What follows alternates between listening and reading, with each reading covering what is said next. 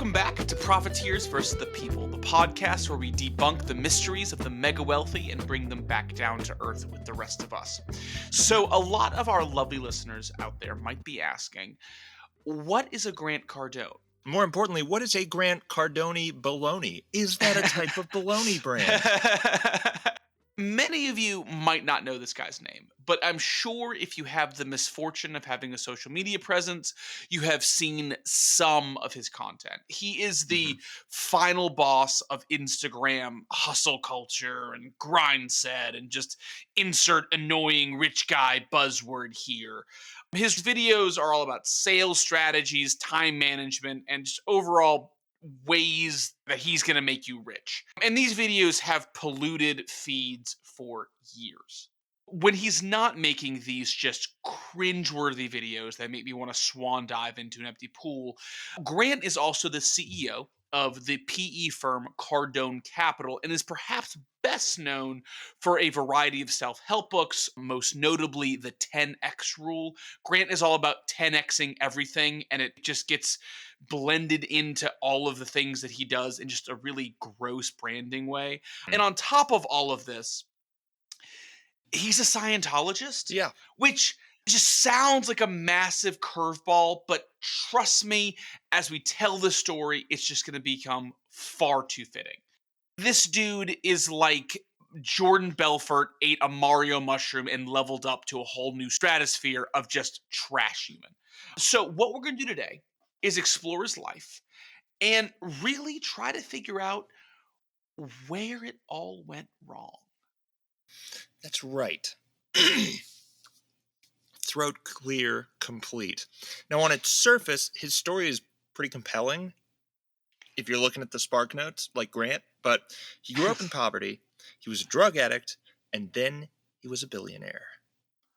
Dios mío. How much of this is true? How much of this is untrue? How much of this is true but neglects some crucial caveats? There's only one way to find out. We're going to dig in, as we always do, to figure out what's really going on here. And while we're at it, we'll put this macho man on crutches. Now, crutches, for the uninitiated, is our PR torture test acronym. The C stands for consumer harm, the R stands for rich parents, the U stands for union suppression and employee abuse, the T stands for tax evasion, the second C stands for child labor allegations, the H stands for harassment allegations, the E for egregious behavior after hours, and the S stands for slap suits and journalist suppression. I'm Rad Bill. And I'm Money Mike. And This is Profiteers versus the People. so Grant's story begins where it must. In Lake Charles, when Grant is but a young boy, his dad owns a grocery store and later will become a stockbroker, which afforded the Cardone family a nice lake house in the presence of doctors and other business professionals. They had a boat and went skiing and fishing. Pretty nice setup overall. But then Grant's dad died and things got tough, and they had to move to a less affluent part of town. Grant struggles through school and eventually graduates from college, but shortly afterward, his life begins to spiral. His brother dies and he turns to drugs, and the most gracious reading we've found is that he got mugged and was hospitalized, and this was this huge turning point. But when you dig into the timeline, he got mugged and then kind of went back to the same old shit for a while until his mom kicked him out. So it kind of makes the mugging, though dramatic, sound a little less like a turning point and more like a regular old mugging. This is not the first time that we've read through this story. But Grant really did lose 50% of his family. I mean, before he's more than a young adult. I don't think that we should glean over that, that is traumatic. That is going to do It is. really fucked up things to a person. And the fact that he found solace in substance abuse really isn't too crazy. I think that that's a perfectly acceptable, if not somewhat typical, outlet for people after an event like that. And it's also interesting that his PR story seems to focus on the drug addiction part, but Mhm. really not the loss. And that just gives me how masculinity is looked at in our culture thoughts. You know, like if a guy loses something, the focus is on he fell into this dysfunctional thing, not the fact that he lost two people very, very close to him. You're going to realize that Grant is all about image and just all about this PR story. That's all there really is to Grant. Yeah, yeah, because like there's nothing to overcome with somebody dying. They just die. That's it. There's no turnaround point. But if you get addicted to drugs, you can become unaddicted to drugs. You can get clean. Yeah. And that is a victory. A victory from the ashes of tragedy. Exactly. And that doesn't really happen with death. So the PR story is that Grant gets started in sales as a car salesman. But in an interview with Jordan Belfort, and we're going to talk about this a ton, he explains that he sucked at like 6 jobs before he ultimately found himself in selling cars. But his first real success selling anything was selling near rotten redfish to restaurants and just lying about when it was caught. And when Jordan presses him on how he sold this near rotten redfish, it feels weird listening to both of them laugh about it, but Grant kind of draws a blank and explains that effectively that his pitch was something like, I got fish. I mean, that is short and it's sweet. Mm-hmm. But you know, it's so funny that when like you dig down into like the pro salesman like Jordan Belfort and Grant Cardone, the secret sauce is always I lied about something really important. That's their secret sauce. Just be a little less ethical than the next guy and the commission checks start rolling in. When Jordan presses him, Grant doubles down, actually, and explains that this is effectively how he still sells stuff today. It's his master key.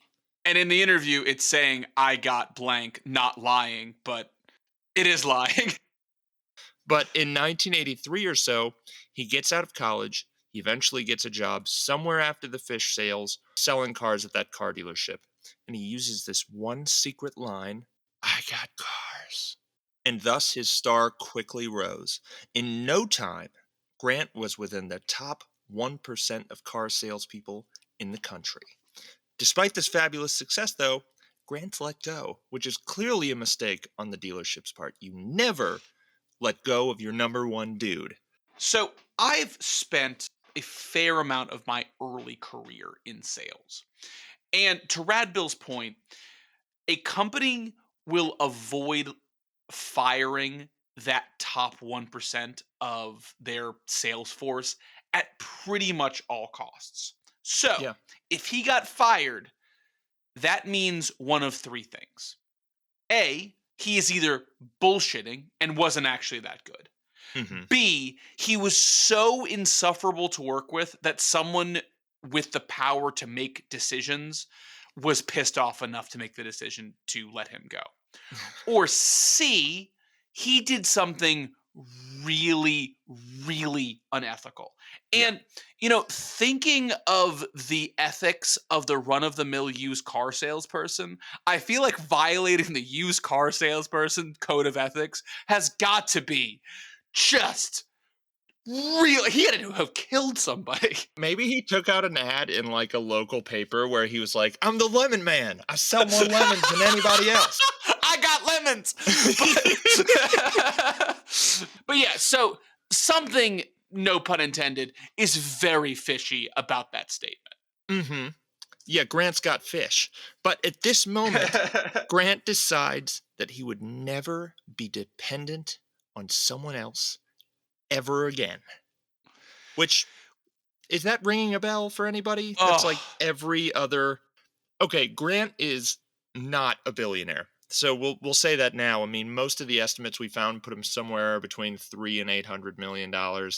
But most of the quote unquote self-made types who fall into that camp have some version of this, where it's like, yep. I decided I wasn't gonna trust anybody but numero uno.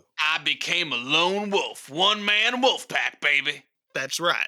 And I was selling either fish or energy drinks or meat out of the back of a van, but I knew it was just going to be me. It's weird old white dude. Reason numero uno for getting rich, I feel like. But in 1984, after moving from Lake Charles to Houston to San Diego, Grant starts Cardone Training and Technologies.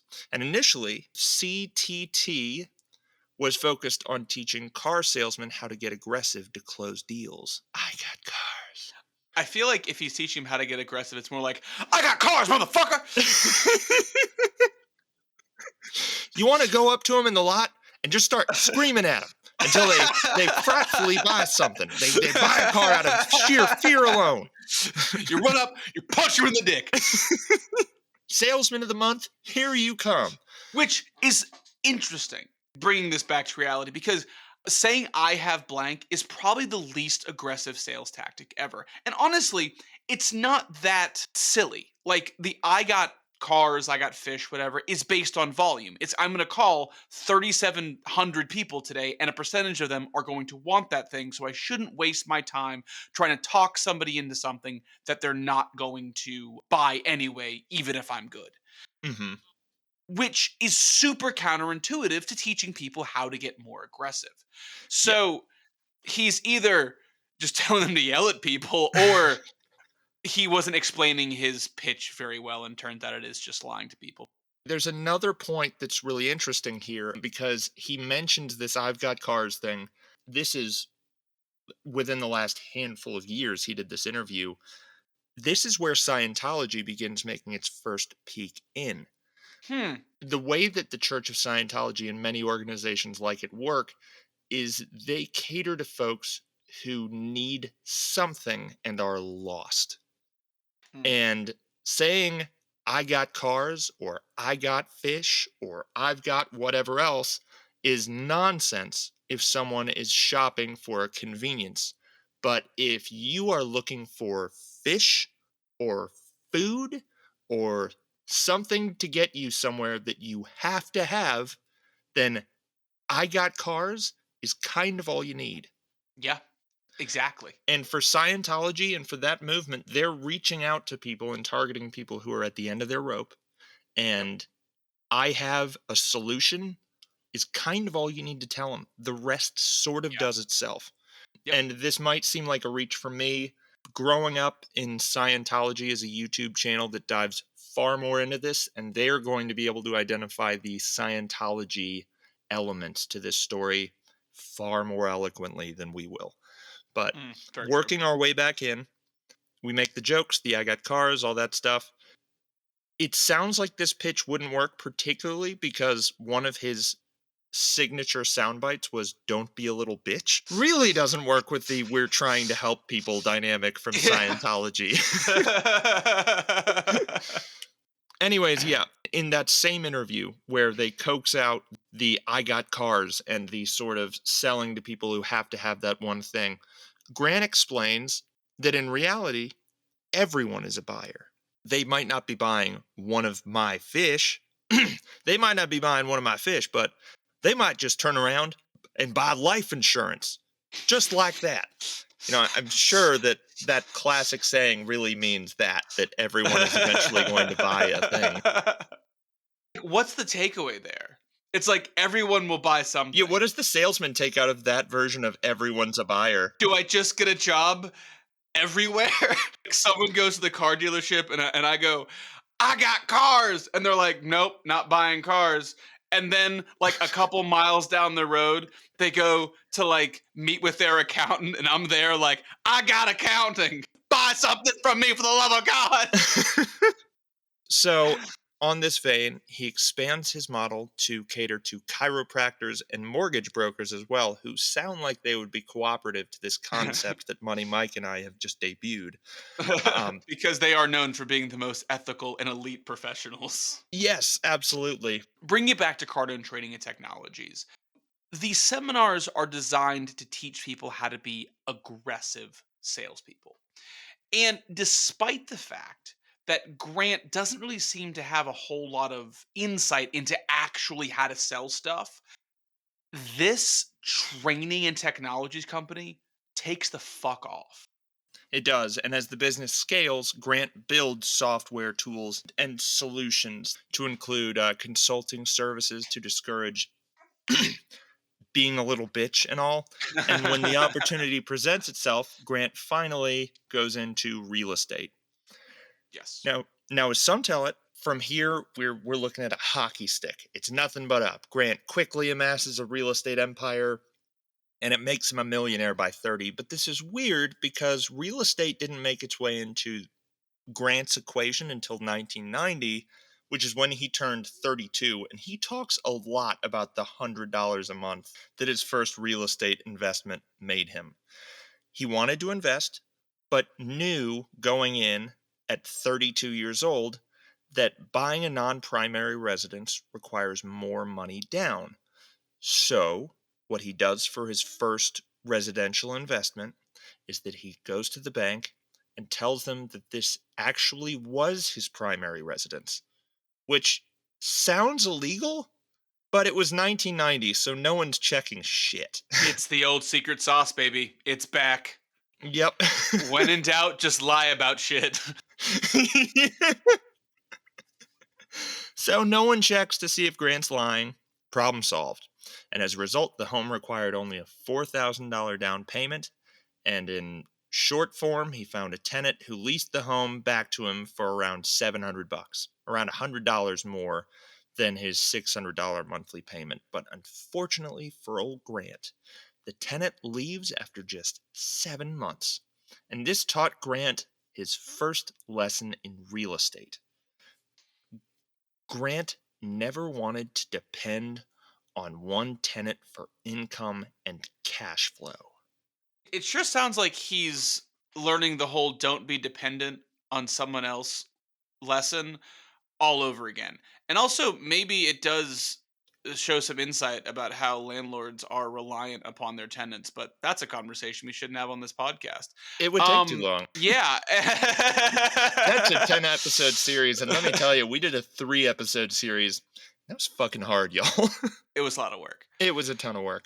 Grant's forgetting his number one rule here, which is fucking lie about it. He blew his one rule. Or don't be a little bitch. He's breaking both of the rules. He is. This sounds like a really bitchy lesson to have to relearn again, doesn't it? Grant also sings the praises of a good education, although he seems sort of opposed to learning from his failures, so I guess he's only talking about college and extended Or allocation. talking about buying some of Cardone training materials. Oh God, that's totally what he's doing. He says Yeah, he's saying, "I have education." Jesus. That's it. That's it. So it's 1990. From here to the year 2000, there just isn't that much information that we can rely on to tell the story beyond Grant's own words. So it's montage time, baby. Oh yeah. So he buys his first multifamily complex, and then he grew his consulting business. And after that, he got married. And after that, he got divorced 12 months later. And then it was the year 2000. And folks, this is when this thing really moves into 12th gear. In the year 2000, Grant founded Cardone University, a program that costs $10,000, like a real college, and is often paid over a series of months and consists of almost 1,000 fucking courses that supposedly will help you become the best salesman you can be. So, actual question. What is the difference between Cardone University and Cardone Training and Technologies?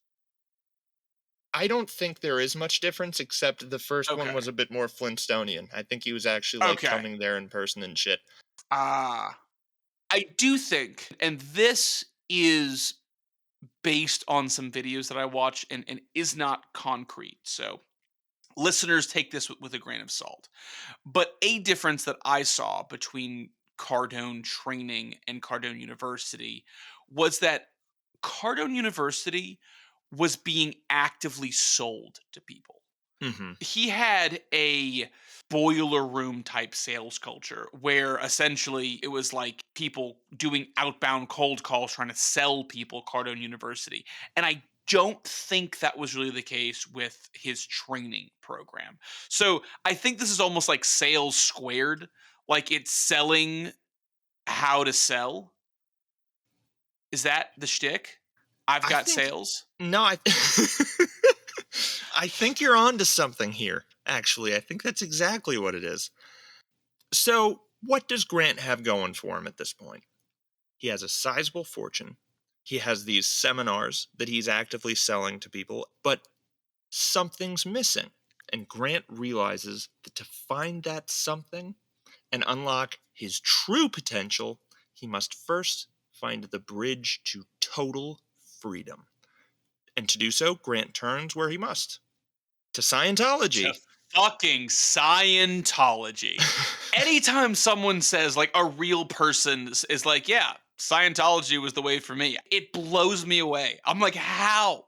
But I guess the Christian church has committed genocides and atrocities and people still go to them every Sunday. So maybe I'm just being dramatic. I don't know. And I might be being closed minded here, but if someone approaches me and asks me about unlocking my true potential, which is a Scientology thing, I assume they'd want to fuck me too. or do drugs.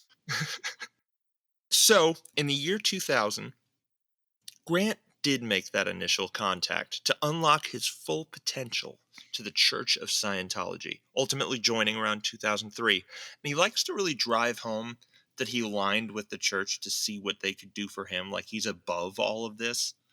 Which doesn't fit with the narrative. It doesn't. When you wind the clock back, this is a guy who experienced horrible trauma very early on. You know, initially tried to fill that metaphysical void with drugs. That didn't work. So now he's filling it with money. And then someone is trying to present an idea of a god. A holy Xenu.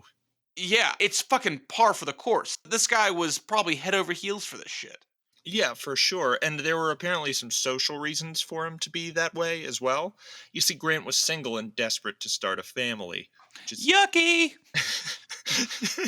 yucky and unsurprising.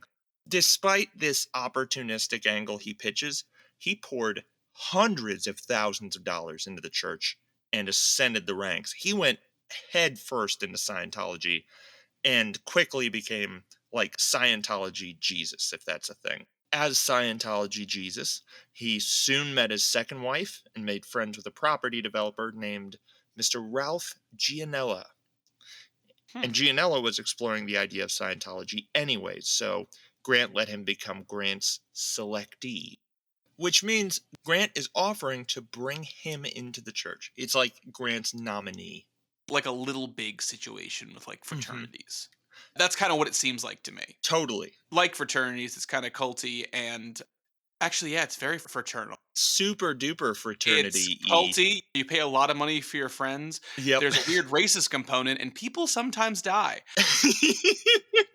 Okay, so Grant's offered to bring Gianella into the church.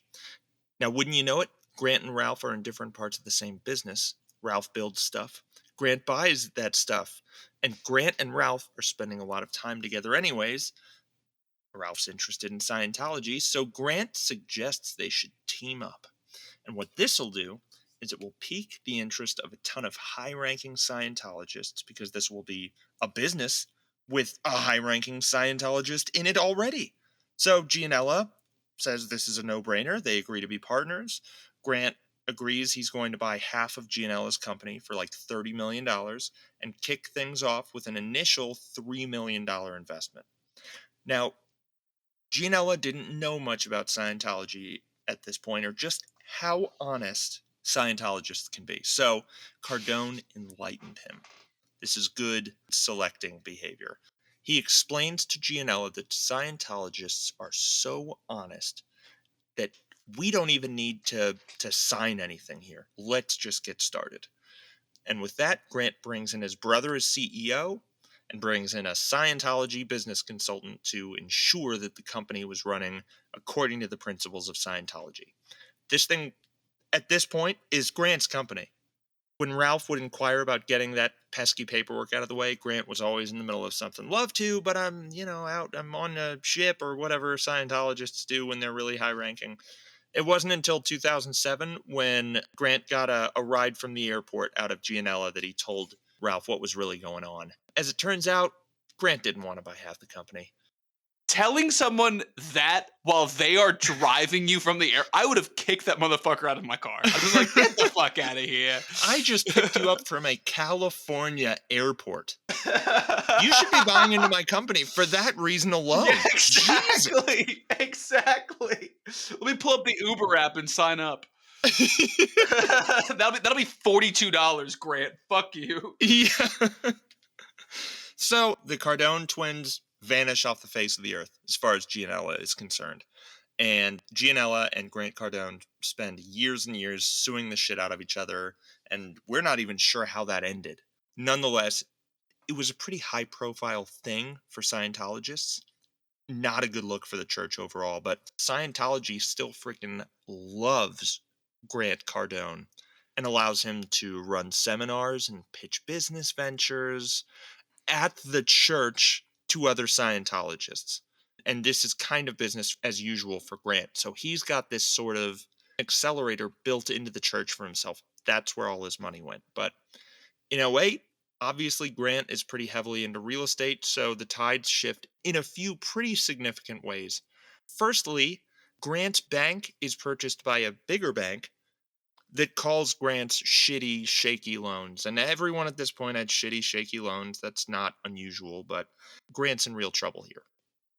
So, to avoid going broke, as the story goes, Grant wrote himself a little book called Sell to Survive, which was self-published and quickly became a bestseller.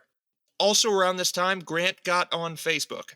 This is very typical 2008 dads on Facebook behavior. Which really was just the downfall of the company. Yep. Facebook was cool until the dads invaded. Like, do you remember your dad's first foray into Facebook?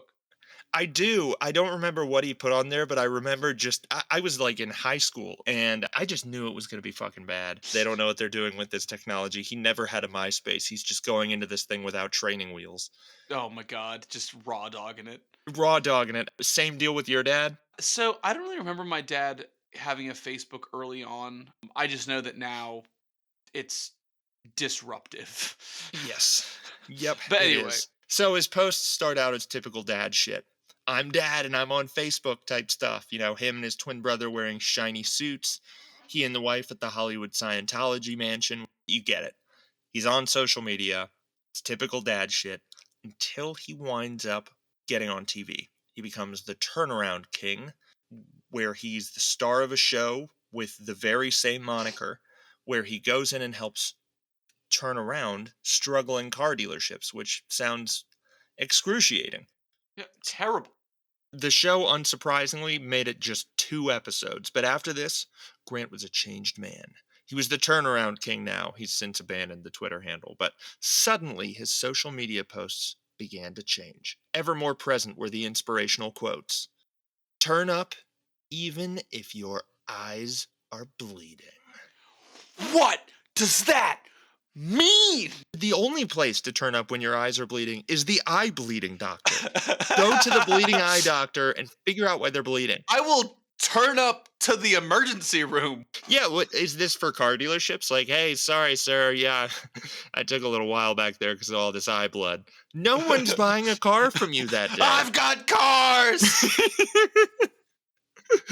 So, by 2015, one could say Grant had reached his true social media form.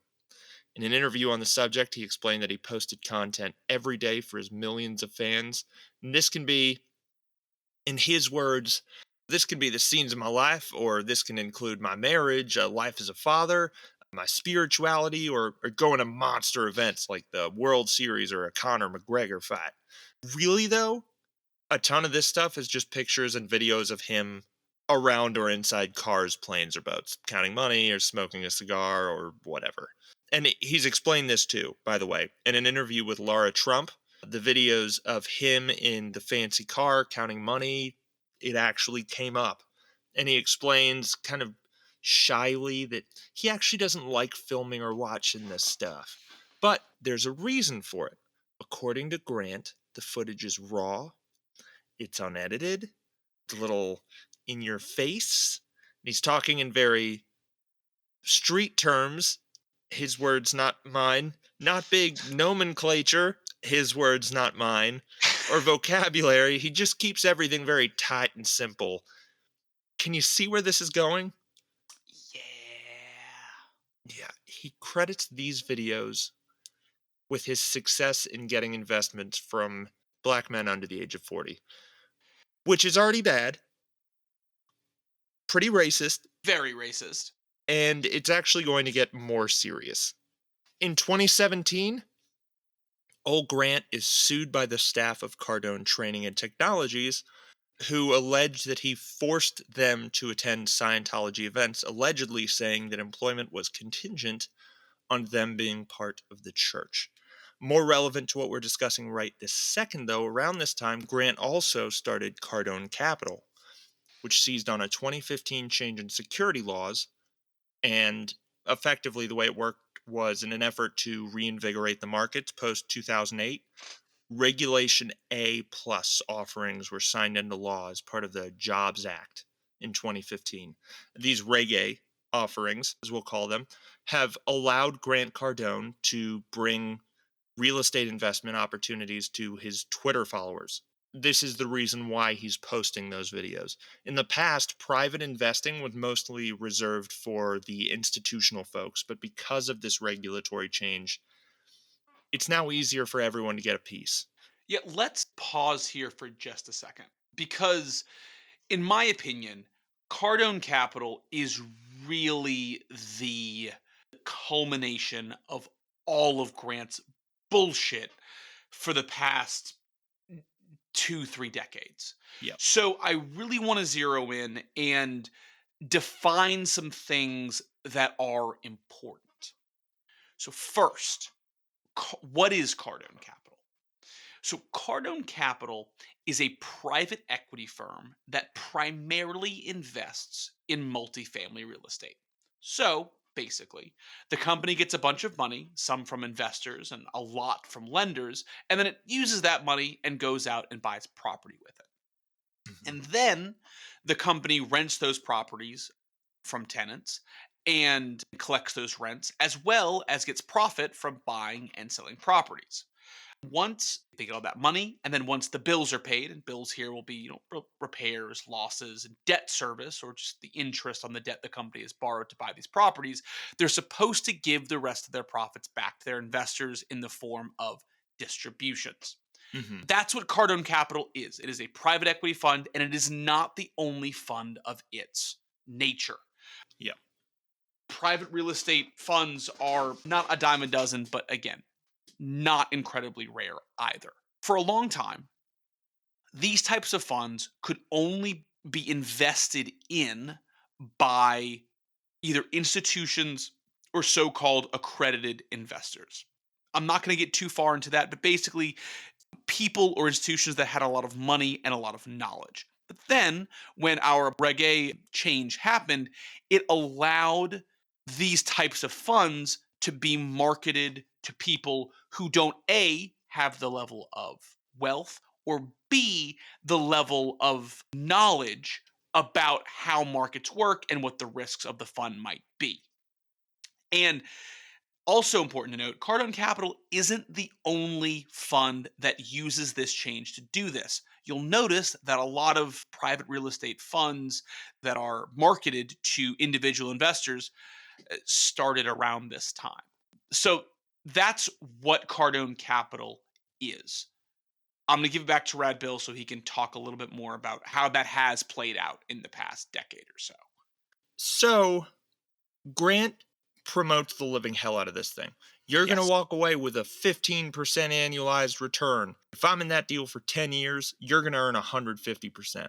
Which is not okay to say. Yep. Not supposed to say that. That's not good.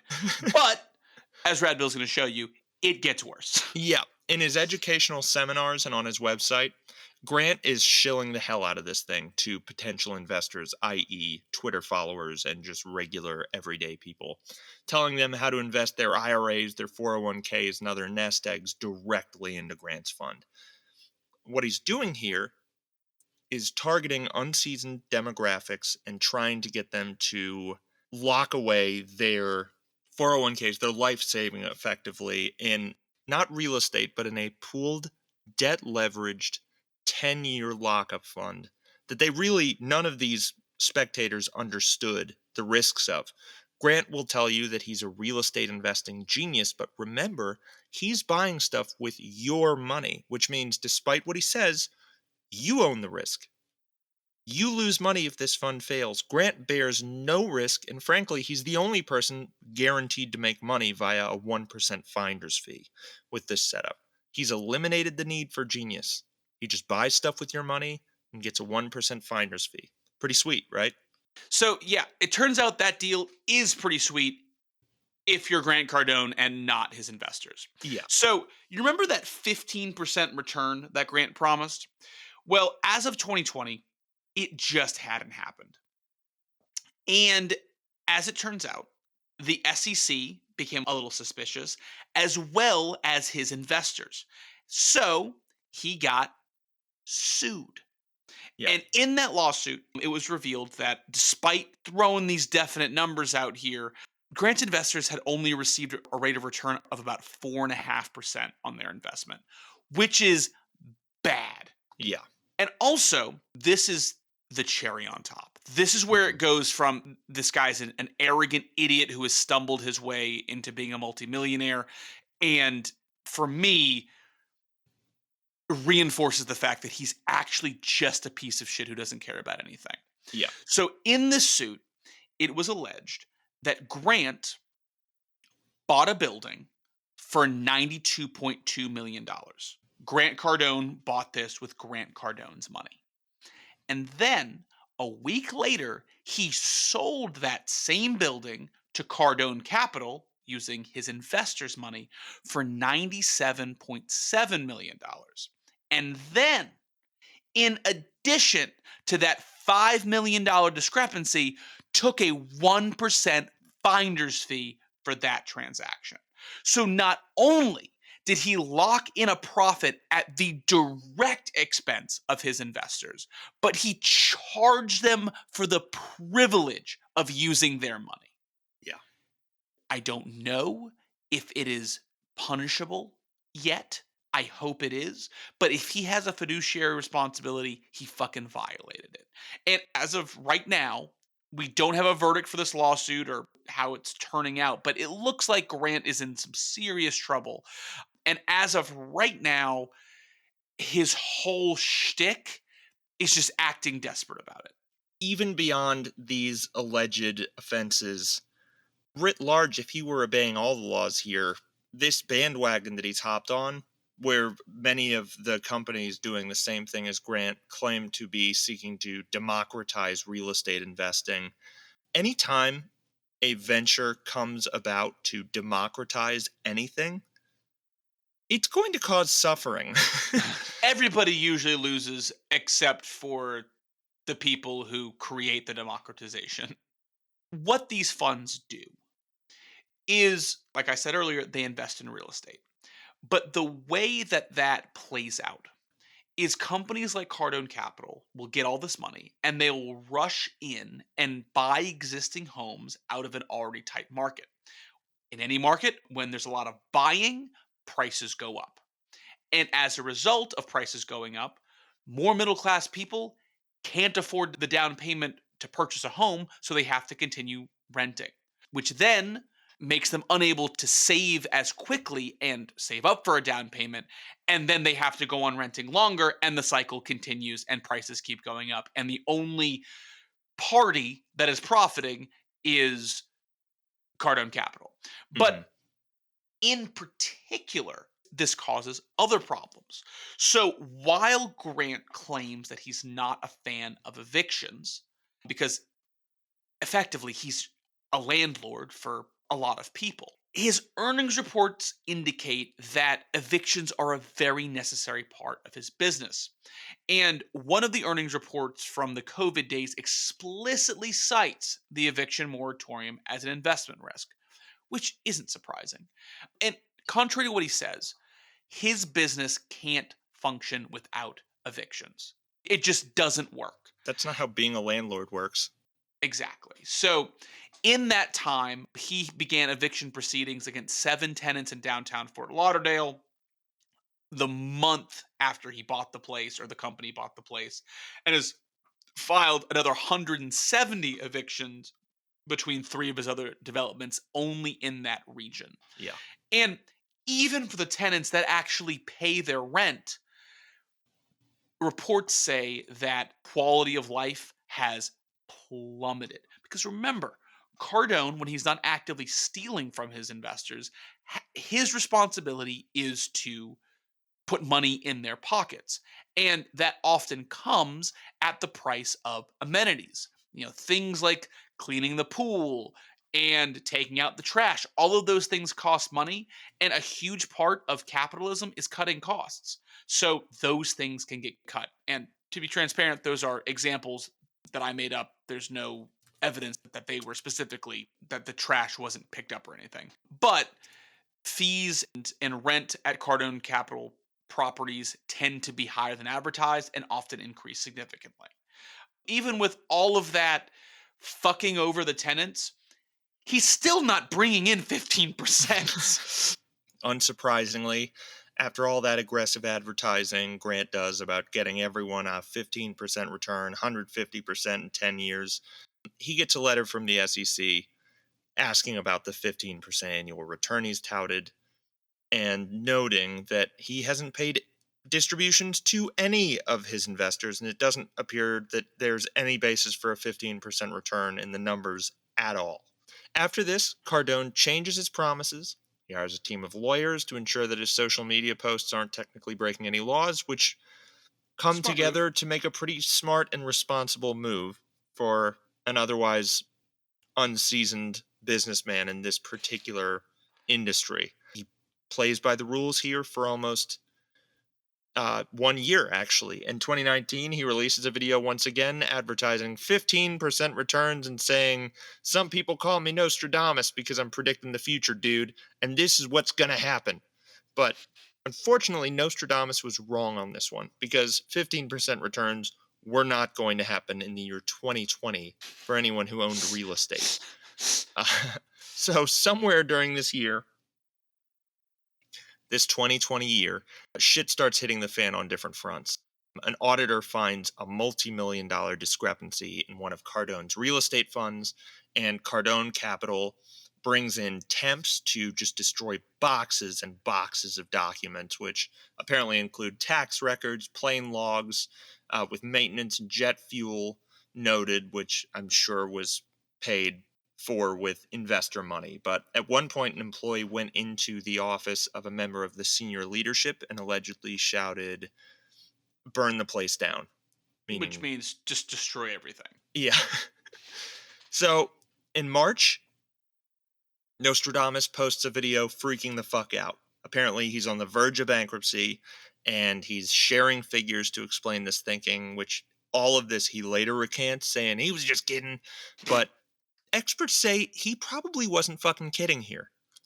He is highly leveraged, and the figures he shared in this video, which he's deleted, paint a pretty fucking grim picture of where Cardone was in that very moment, allegedly.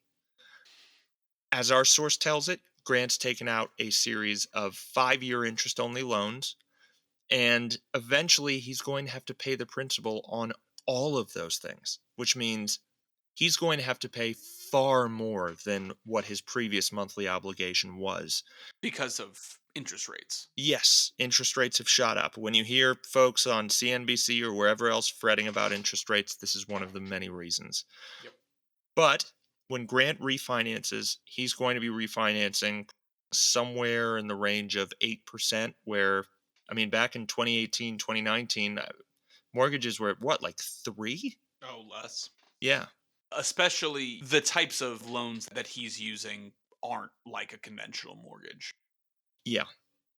But still, regardless of what kind of loan, the rate is going to be double, if not triple, what it was 3 years ago. Yeah. Which is bad news for Grant. Oh, yeah. I mean, he can raise rents in theory, but if he starts chasing off tenants, which folks typically do when they raise rents, the passive income Grant's promised investors will for sure be in jeopardy. Yep.